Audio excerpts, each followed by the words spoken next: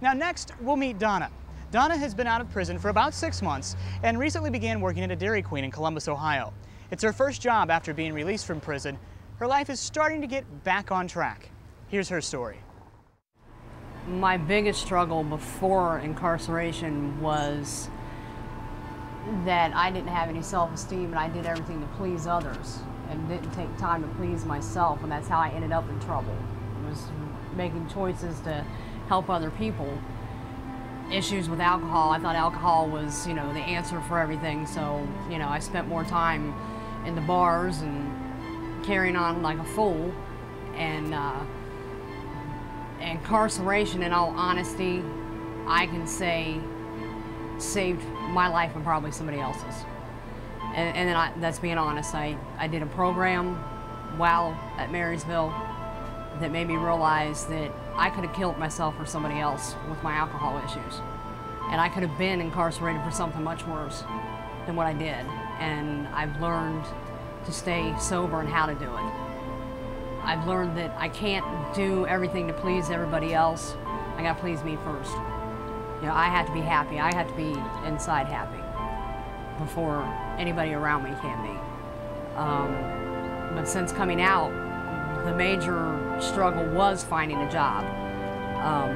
I was at the halfway house for almost a month before I picked up the phone and called my employer, who, thank God, I knew him. I grew up across the street from them and I worked for them before. And within a week he had me working. And I've been working ever since, at least 6 days a week since then.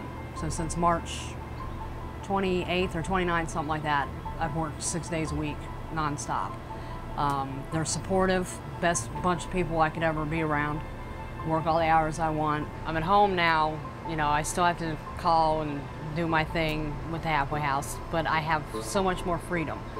And it's just like, I can just come out here and just sit. If I want to roll my sleeves up and get a little sun on me, I can do that, which I do on occasions, and that's a good feeling.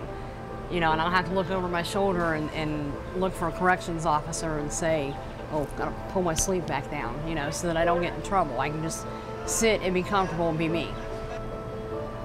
I think that the best piece of advice is getting rid of people, places, and things.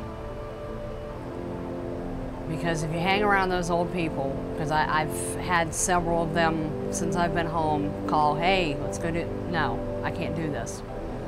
I'm not the same person I was when I left, and I know that it's going to take a while before people understand that, and I have to prove it to them.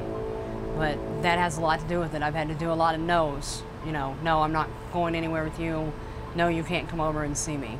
And know that you can't give up. It's a struggle. I thought it was all going to be peaches and cream. I was going to get out and find a job, boom, within the first week. And I really, truly was aggravated with it. But there was a reason for it. There's always a reason, and good things have come since hand. But you can't look back. That, to me, is the key thing, is you can't look back. You have to look straight ahead, straight. I can't change what I did 5 minutes ago. The only thing I can do is change what I'm doing in the future. And that's just what people need to learn, is you don't have to go back.